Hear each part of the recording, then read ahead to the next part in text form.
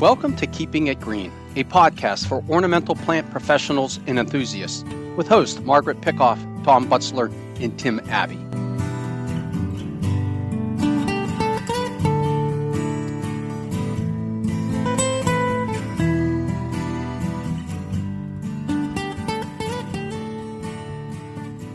Hello, and welcome to Keeping It Green, a podcast from Penn State Extension for ornamental plant professionals and enthusiasts. I'm one of your hosts, Margaret Pickoff. I'm a horticulture educator with Penn State Extension, and on each episode, I'll be joined by my colleagues on the green industry team as co-hosts. On today's episode, my co-hosts are Tim Abbey and Tom Butzler. Hello, Tim and Tom. Hey, Margaret. Hey, Margaret, Tom. Thanks for being here today. On today's episode, we'll be joined by Vicky Smith from the Connecticut Agricultural Experiment Station.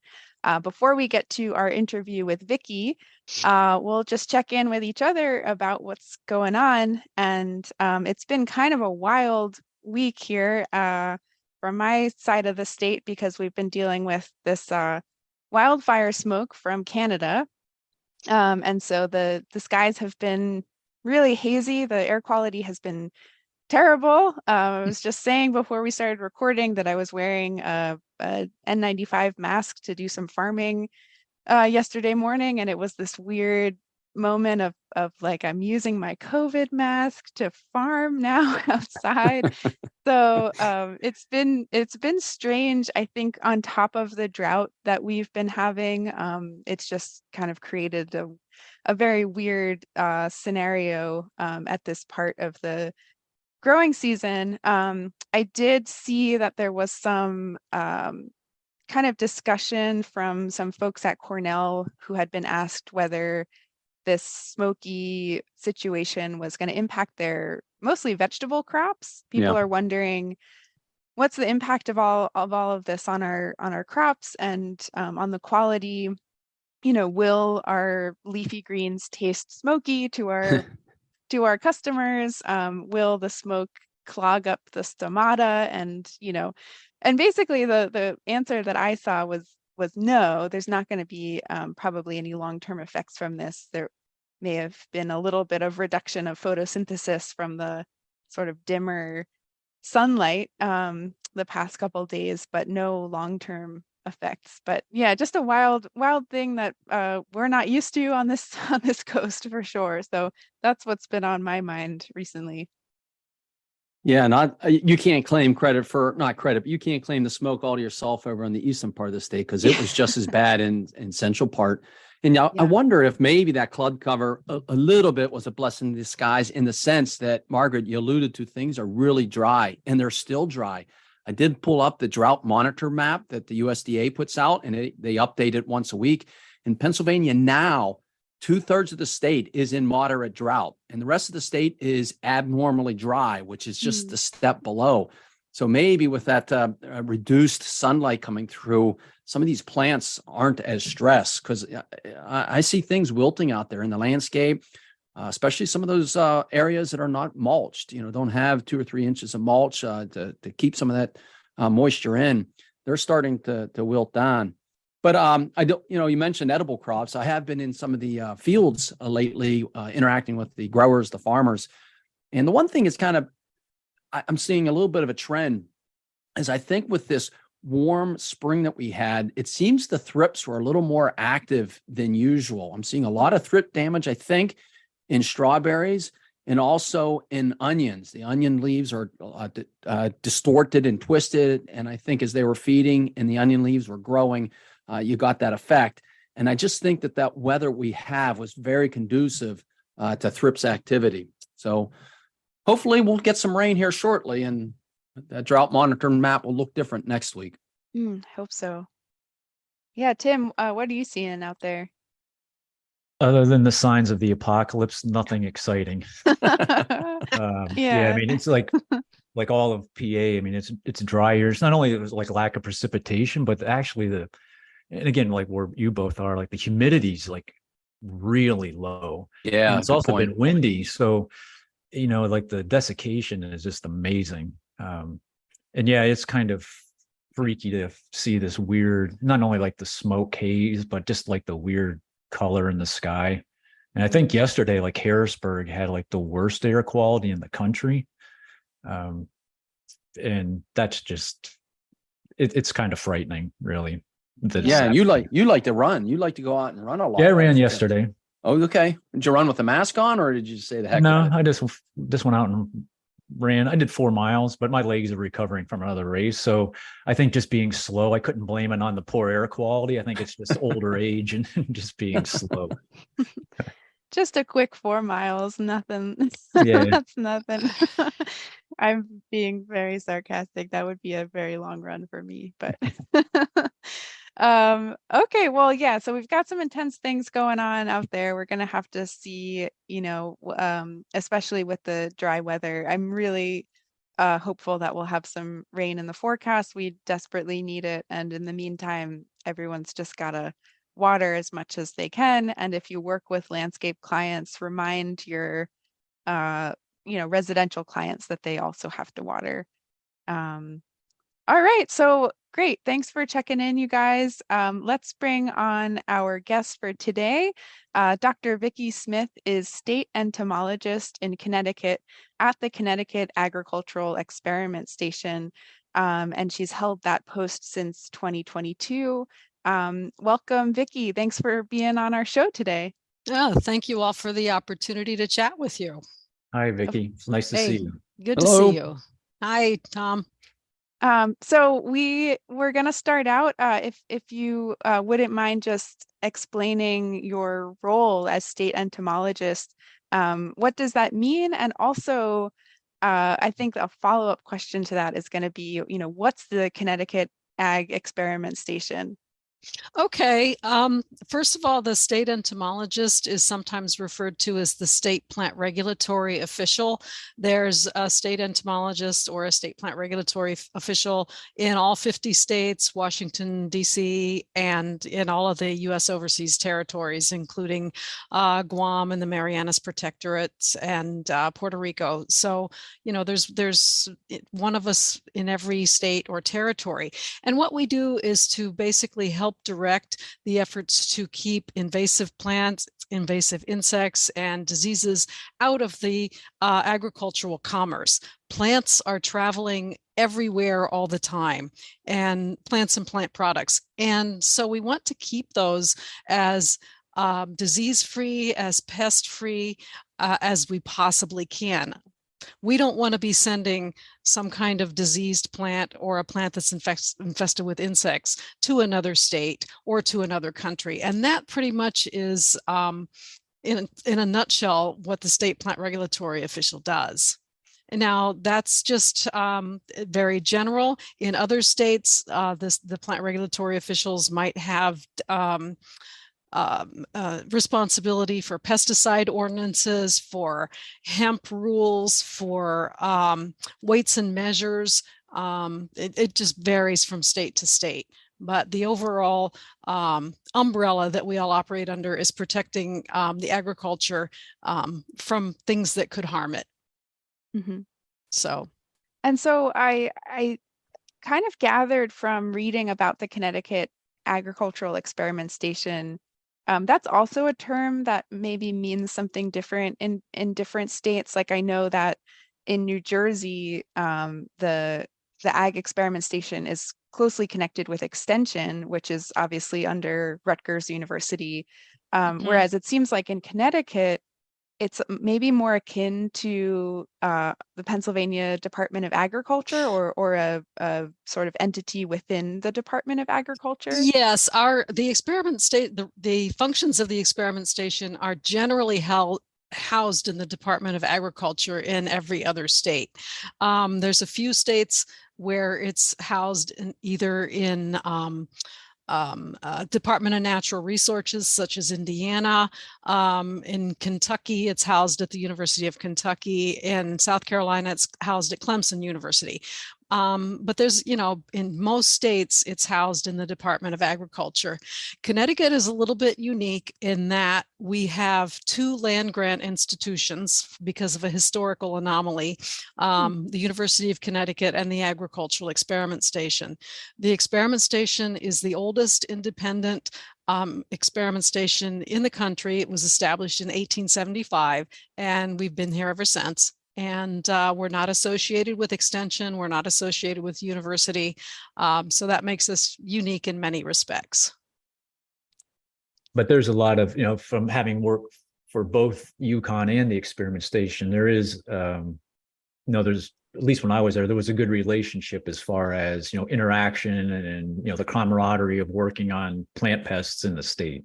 Oh, yeah, I will say that there's a lot of cross-pollination. We do work very closely with our compatriots over at UConn.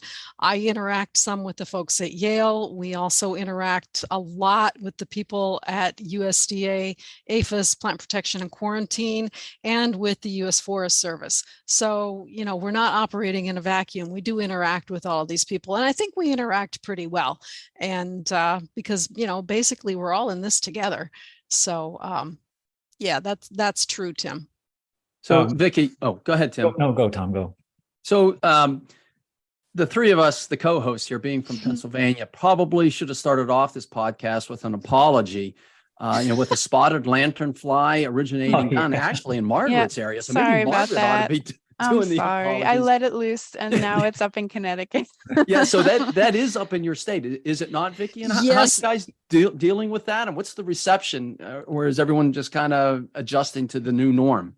Well, spotted lantern, don't feel bad about spotted lanternfly, because it is such a successful hitchhiker. It's such a successful stowaway that I think that you would have had to seal off that area in southeastern Pennsylvania in under a steel cover or something to keep it from getting out. And it probably still would have gotten out anyway.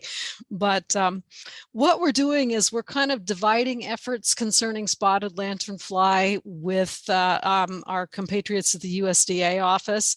We at the experiment station are fielding all of the public inquiries.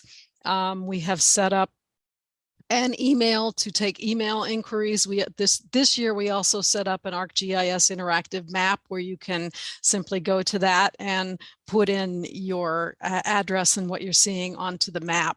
And so we have a shared spreadsheet for all of those public responses. The folks at USDA take a look at those every few days. And when there's a new location, a new town, a new county, they're the ones that are actually going out and surveying and delimiting. So that's how we've decided to share the responsibility for spotted lanternfly. Now, Connecticut is very small. We're basically 90 miles by 110 miles. We're smaller than Yellowstone National Park, as I like to say. So we really assumed that spotted lanternfly, once we got it, would overspread the state fairly rapidly, that we just wouldn't be able to stop the rising tide of spotted lanternfly. So we did not enact any kinds of quarantines or anything like that, because we said, what's the point? It's going to overspread quickly. Right now, we have spotted lanternfly populations, and we define a population as meaning egg masses plus adults in 5 of 8 counties. And last year, in 2022, I fielded reports basically, hey, I've got spotted lanternfly and here's a picture of it, from 7 of our 8 counties. So we're pretty certain that it's pretty widespread already. So in the absence of quarantine, which I think has been a big part of the strategy in other states, and unfortunately I'm not sure how effective it's been, because in Pennsylvania, it's already on the western, it's already in Pittsburgh and on the western side of PA. So in the absence of that plan to quarantine counties, and what happens, like is anything triggered when you do find a new population in a different part of the state? Or is it just, okay, now we know it's there, we know to look out for it? That's pretty much it. We just basically say, okay, now we know it's there. And you mentioned the quarantines in Pennsylvania. That was another reason why we decided to not do a lot of quarantine, because we said, look, Pennsylvania has the system of quarantines, permitting, truck inspections, all kinds of stuff. And you've still got it from east to west. And so we said, what hope do we have, again, being only 110 miles wide, when you guys were not able to keep this thing from hitchhiking? We have written up compliance agreements for nurseries and any other businesses that want to ship agricultural commodities out of state. I know California does require either a phytosanitary certificate or a compliance agreement before they will accept any commodities from an infested area. And we do that, but that's really about it. Vicky, so with your position in the regulatory, when is it worth fighting the fight? You mentioned what you're doing with the spotted lanternfly, and from up your way, maybe I shouldn't apologize for the spotted lanternfly, but up your way, the spongy moth came down from the Massachusetts and Connecticut area. Is there an effort to better understand insect biology and its ability to spread and move about, so that maybe we don't spend millions of dollars trying to quarantine or contain something that is just almost a waste of time? We've talked about the spotted lanternfly and how hard that is to contain, simply because it's such a good hitchhiker. Another example is the emerald ash borer. I know when it first came into Michigan, they tried to contain it by cutting down all the ash trees. Another good one. And that was a really good flyer. That insect could fly, 2 to 5 miles on its own. So, it could fly over any of the area that you cleared the ash out of. Now, an insect that has been very effective to quarantining and eradicating is the Asian longhorn beetle. And simply because of the behavior of the insect. That insect, when it infests a tree, it will infest that tree over and over and over again. It will drill holes into that tree and lay its eggs and infest it until literally the tree falls apart. It's basically a homebody. It does not move very far from where it originally infests. And that helps us make it easier to eradicate from a small area. Early detection is so important when you're talking about eradication. You've got to find these things early before it's had a chance to infest a lot of trees or a lot of square miles. If you can get it when the infestation is still small, there's a chance that you can wipe it out. But like I say, with the spotted lanternfly, with emerald ash borer, with the spongy moth, those things can travel very well on their own, no matter what we do. So that makes them really hard to eradicate, makes them really hard to control. They also seem pretty difficult to predict, at least in this part of the state where people kind of suffered through extremely, heavy populations of spotted lanternfly in recent years. And now they're kind of like, where did they go? I'm not seeing any. And so the only thing we can provide to them is like, well, we're still trying to understand the patterns of these populations. And even with spongy moth, I know within a very localized area, they can be really, really bad in one area. And then you go a couple miles away and there's a little pocket where they're not there. And it's kind of like, how do we predict where it's going to be really bad? How quickly they're moving. Those population dynamics are really hard to nail down. One thing that we have in our favor with spongy moth is that it can be controlled by both naturally occurring fungi and naturally occurring viruses. And those do a lot to keep those populations under control. Now, you all were chatting earlier about the ongoing drought that I think we're all facing. And these fungi that keep the spongy moth under control need some rain about this time of year so that the fungus can germinate and infect the larvae. And we're not getting that. So I'm really afraid this year that we might have another outbreak of spongy moth simply because it hasn't been raining. And so we don't have those natural controls with spotted lanternfly, unfortunately. And I know that there's a lot of work being done going back to where spotted lanternfly is native in areas of China and various other areas of Asia, looking for parasitoids, looking for fungal pathogens.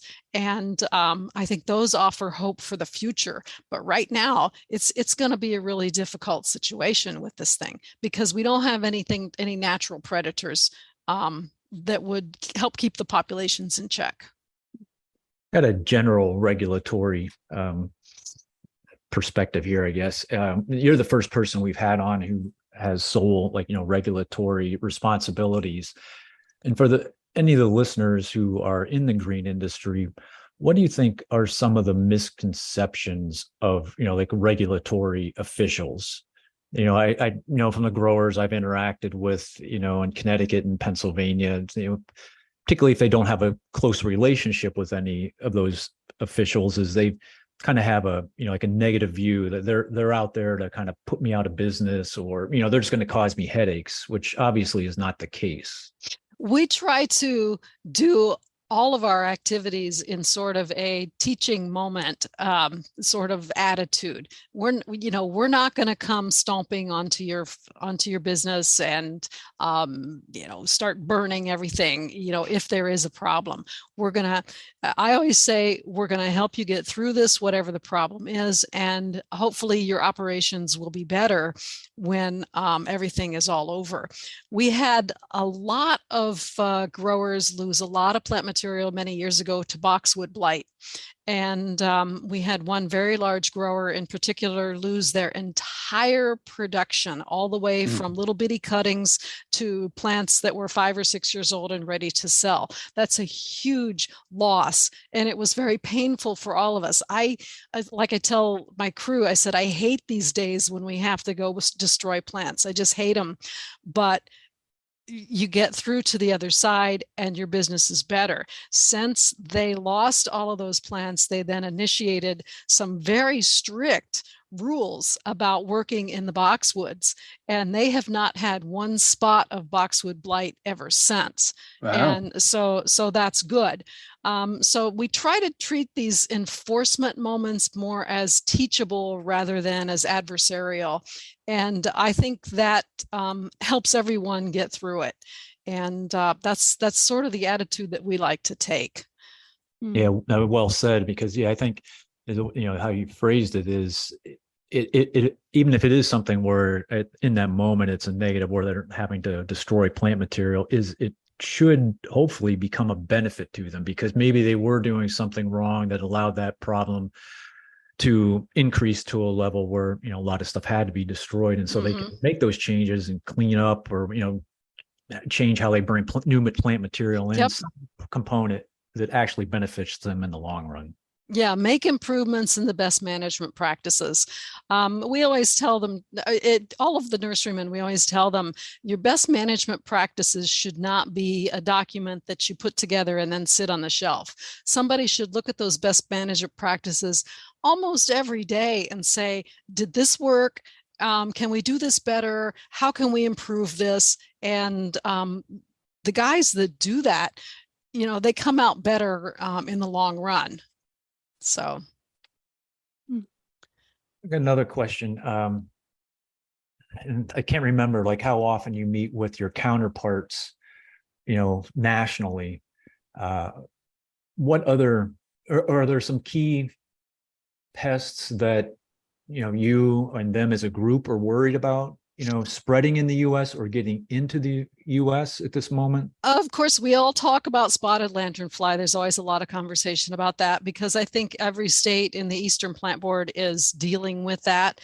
And the other thing that wakes all of us up at 3 a.m. is box tree moth, which is it's present in areas of Canada. It has since spread into some areas in New York, and there's a federal quarantine against the hosts of box tree moth in Canada, and also the area in upstate New York where box tree moth does occur is also federally quarantined. There's also a small area in Michigan where box tree moth was found, and they're trying to eradicate it there. Box tree moth is interesting in that it's, of course, like all of these things, the larvae, the caterpillar is the one that damages the trees, the boxwood the most. These things will eat a boxwood down to bare stems. It's really spectacular if you look at some of the pictures of the box tree moth damage. But the box tree moth caterpillar itself is extremely cryptic. It's really, really hard to spot. You can overlook it really easily. And so it's been a challenge. And again, the adult box tree moth does fly. And so that's the thing, like I said, that's the thing that wakes all of us up at 3 a.m. Thinking about where these things might have flown. But the box tree moth also has 3 generations a year. So you can get 3 batches of adults every year. So yeah, that's one that we're all very concerned about. And also boxwood is such a huge nursery crop for most of us here in the East. So yeah, that's one that we're all very concerned about.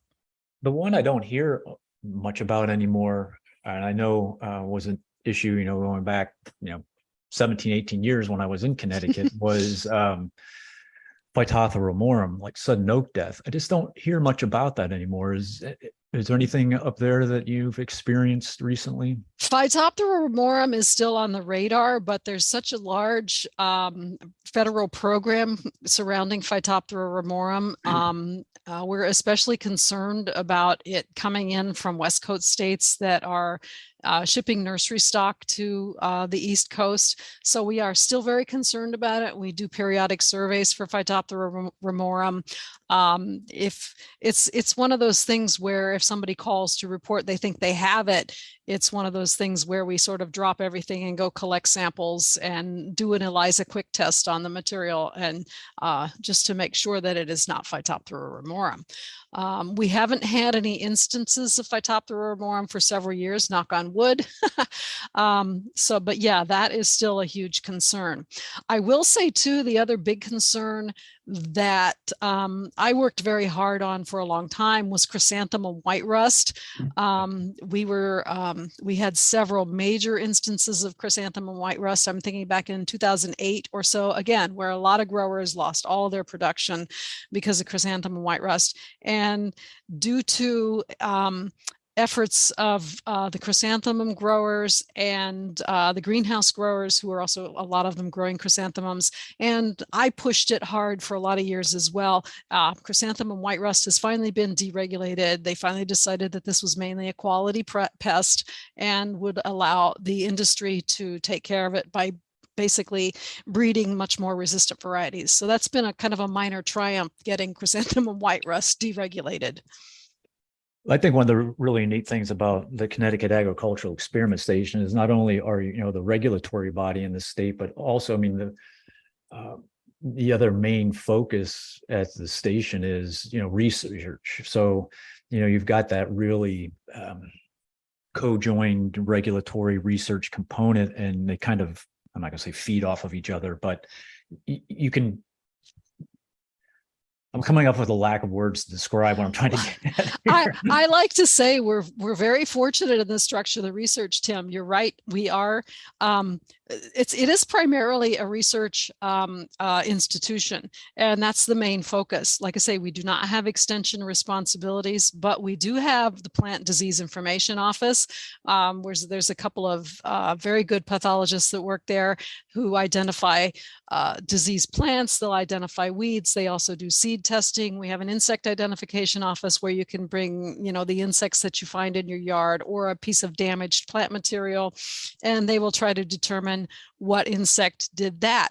I like to say that I'm fortunate that when my inspectors bring in something, we can literally throw it down the stairs, and someone in either the insect identification office or the plant disease office will catch it, and they will tell us what it is. We don't have to send it out to someone else. We don't have to wait for a week to get confirmation of this kind of stuff. And, we have an agreement with both offices that regulatory samples get moved to the front of the line. So, we can drop something off on Friday. They can incubate it over the weekend. We can have an answer on Monday, which is nice. really, really nice. Yeah. It's really, really convenient. So yeah, we're very fortunate in that structure. So And Vicky, go ahead, Margaret. Well, I understand that another part of your job is certifying commodities that are being exported from Connecticut. So different plants that are originating from Connecticut and going to other states or other countries. And it kind of surprised me. I mean, I don't think of Connecticut as like a big exporter of goods, maybe because it's so small, but can you talk a little bit about that part of your work? Yeah, we do export certification under a memorandum of understanding with USDA APHIS. Basically, we do all the certification for interstate and international export of most of the plant material. That includes nursery plants, fruit, cuttings, seeds. USDA does all the lumber. So we do everything but lumber. And we do that, again, under a memorandum of understanding with USDA. We issue usually between 350 to 400 federal phytosanitary certificates every year, and usually around 150 to 200 state certificates for movement to a different state. So yeah, that's one of the things that we do. So you're moving product out of the state, and I'm sure, there's movement within the state. How big is the nursery industry in Connecticut? You being a regulatory, you and your crew are probably on a lot of these. How has that changed over time? 2008, the whole housing crisis and things rebounded, and you're in the Mid-Atlantic, New England corridor. What's your industry look like there? The nursery industry is probably one of the largest agricultural industries that we have. I think it's just behind horses and poultry. We have a lot of the horses are primarily for pleasure, and the poultry is mainly for eggs and processing.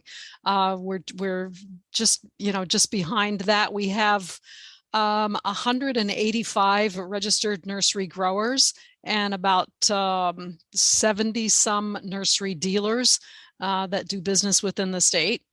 And Margaret, you were saying that you didn't think of Connecticut being a big agricultural state. According to the last agricultural statistics that I looked at, we're 8th in the country in terms of tobacco exports. So we still grow a lot of tobacco, and most of that is high value shade tobacco. Most of that goes to Nicaragua and Honduras for manufacture of cigars. So I'm glad you brought that up, because when I moved up there from Maryland, that was the first time I'd seen like shade tobacco, and I just couldn't believe they're growing tobacco in Connecticut. Yep. I remember that was one of the things that you also inspect is that material too. Yeah, we do a tremendous number of tobacco inspections, and there's right now, I believe, about 400 acres of shade tobacco still grown. And so I'll ask an ignorant question. Despite being a plant person, I really don't know anything about tobacco. And so when you say shade tobacco, is it grown under shade? Yep, it's grown in a giant cheesecloth tent, and it's handled very gently. All the leaves are hand picked, and they're then basically sewn together with needle and thread and hung up in barns to cure, again, very gently. This is the wrapper that goes on the outside of the cigar. Whoa. So it has to be perfect. It has to be beautiful. It has to be soft and supple. And I will say, from some of the inspections of tobacco that I've done, some of these leaves of tobacco are absolutely beautiful. They smell wonderful. They feel soft and velvety to the touch. You can really tell what's going to make a good cigar and what's not. And I'm not a smoker. I never have been, but boy, I can appreciate this tobacco. Wow. Correct me if I'm wrong, but doesn't the shade keep the leaves from the veins are smaller or something? Yeah, it keeps the veins very small. It keeps the leaves very tender. Again, they're very pampered. And handled very gently. So yeah. Yeah, it's I was kind of surprised to learn that we grow tobacco here in Pennsylvania, and maybe I shouldn't have been, but I was driving out in Lancaster County, I guess it was last summer, and every time I pass a field with a crop that I don't recognize, I'm, so curious, like, what is that? And yeah, someone told me it was tobacco, and I had never even seen it. I just associated tobacco with more southern states, I Right. guess. But I've been really surprised to see how much of it's growing here in Pennsylvania, and now I know in New England as well. That's amazing. Yeah. Yeah, it's kind of a surprise when I tell people that we're 8th in the nation in terms of tobacco exports. But yeah, that's what the agricultural statistics are. So Wow. with all the regulatory work, that's done through your office. How many like full-time inspectors do you have? right now I have 4 full-time inspectors, 3 nursery inspectors, and 1 apiary inspector, and I have the CAPS state survey coordinator that also works in my office. So yeah, Oh, and in the summertime, this summer I'm going to have 2 seasonal workers. So I have quite a crew that's running around doing the various chores. Hey, you mentioned an So. apiary inspector, right? Mhm. You did say that. So we were talking about that spotted lanternfly earlier. We do have some beekeepers down this way that chase the spotted lanternfly to collect that honeydew, and they're selling some of that honeydew honey. It's dark. It's got a unique taste to it, Whoa. but I don't know. Maybe you can promote that or say, hey, this is to take advantage of that spotted lanternfly. Actually, this spring at a meeting, I was with my counterpart from Pennsylvania, and she had a jar of the spotted There you lanternfly go. Yep. honeydew honey and was my giving out gosh. tastes of it. And it's okay. It just tasted like dark, strong honey to me. I don't Yeah. know. So it wasn't bad, but No. they collect the honeydew and then mix it in with honey, or the bees use the Even- honeydew as a sugar source because whoa, okay. the honeydew, which is the excrement of the spotted lanternfly, is apparently very sweet, and so that the bees and sometimes wasps too are attracted to it, and they take it back to the hive and process it into honey. So, but yeah, it makes a very dark brown, kind of strong flavored honey. Wow. We did a honey tasting event with some of our colleagues, and we did some wildflower honey, some black locust, and then we included this into the taste testing. And we told people before, because we didn't know what the reaction was going to be, but there were some of our coworkers that refused to taste that honey that came from the spotted lanternfly based on the description of where it's coming from, its origin, how it's made. Yeah, I probably thought it was leaving the really word good. excrement out of it is a good idea. Yeah, I was just gonna say that. Do you really want to describe it as honey made from bug poo? Yeah. So Yeah, I've always thought the term honeydew was like such a It nice is. sounding it's so nice. descriptor. Yes, it's such a good euphemism for Like, bug I've waste. tried like raw honeydew from different insects, and I don't get the sugary flavor out of it like the other insects do, but maybe that's just me, and it's just bizarre behavior on my end. But I've tried it. That's brave, Tim. I don't know if I would even admit that. Now it's recorded and it can be distributed. So Vicky, I have kind of a big picture question for you. In part because you're in this very unique position where you're seeing all of these incoming potential threats to the agricultural and horticultural industries, these different pests and diseases. We're kind of seeing them on a more local level in the work we do with extension. But as we're kind of talking about, these drought conditions and this wildfire smoke and all of this stuff, I wonder, if you have some perspective on the future of this industry, like when you talked about the boxwood issues, and all of these growers being affected because it's this crop that they rely heavily on, and in part because there's a boxwood in every yard that you see, or many boxwoods. There's a bunch of arborvitae. We're reusing these plants over and over again, and when something like this happens, it's kind of it's kind of catastrophic. And I kind of wonder, do you have any perspective on what we can do to be more resilient within our industry with all of these pests and diseases and natural occurrences that we're sort of dealing with? I think one thing that's going to be a real challenge to any agricultural industry, whether it's plants, whether it's livestock, whether it's beekeeping or whatever, is going to be our warming climate. We're already seeing differences in bloom time for a lot of the ornamental plants. We're already, basically in southern New England, we really did not have a winter this year. Okay, it simply didn't snow all winter. I think I cleared my sidewalk at my home once, and that was it. And so what we saw from that is a lot of our woody plants did not go completely dormant. So in the spring, they didn't come out right. Okay, they came out stunted. There was a lot of winter kill on some of the new growth that came out way too early, and then it was still cold. So I think climate change is going to be a real challenge for us. I know 30 years ago when I moved to Connecticut, it was zone 6. Now we're officially zone 7, and Wow. we're still in the same place.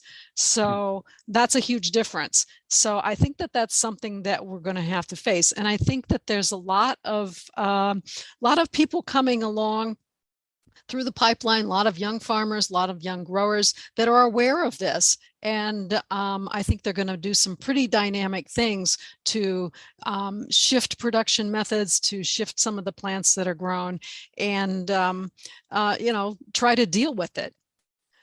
Because what it comes down to in any agricultural business is, can you make money doing that? And so a lot of the things that we're doing right now are not going to be successful in the future. So in order to make your business more successful, you're going to have to change. You're going to have to adapt. So right, because there's only so much we can do for some plants that are horticulturally very key at a certain moment and region, and that are just relied on so heavily in home landscapes and ornamental landscapes. We can come up with all of these plans for how to protect against frost damage when there's that late frost and the plant has lost all of its its protection from the winter, or these emerging pests that we can come out with new pesticides and all of these things, and it kind of feels a little bit like herding cats, a little bit like we figure out one issue and then there's another, and I kind of wonder how much of it is that we have to change the way that we're thinking about what plant material we're using and how we're using it in the landscape. And so it's good to hear that from your perspective, some of that innovation is starting to happen. There's a couple of trends that really get me excited, and one of them is growing the right plant in the right place. And of course, that kind of, I think, would go without saying, but it doesn't. I still encounter people that want to plant the wrong plant in the wrong place and that sort of stuff. And I really am excited about the concentration on using native plants, because they can be grown locally, they're adapted locally, they don't have to travel far to get to their end destination. I really like that. And I also like the trends that there are more and more that I see in terms of changing your landscaping to take into account our changing climate. For example, people that are creating rain gardens to collect the rainwater rather than directing it into a storm sewer and out in the street where it doesn't do anybody any good, or using plants that are much more tolerant of dry areas, and changing more of your front lawn into an area that produces food, or whatever, using tomato plants as a foundation plant. I think that's an exciting idea. So these are things that I think are very positive, and I think are going to be embraced more and more in the future. Yeah, I agree. I think we're all seeing signs of that as well, and it is a hopeful thing. So I think we're getting towards the end here, Vicky, and we wanted to thank you again for sharing about your work on the show today. As Tim mentioned, we haven't had a lot of, or any, I guess, any guests yet from the regulatory side of things, and so it's really cool to hear from that side of this world that we're all working in.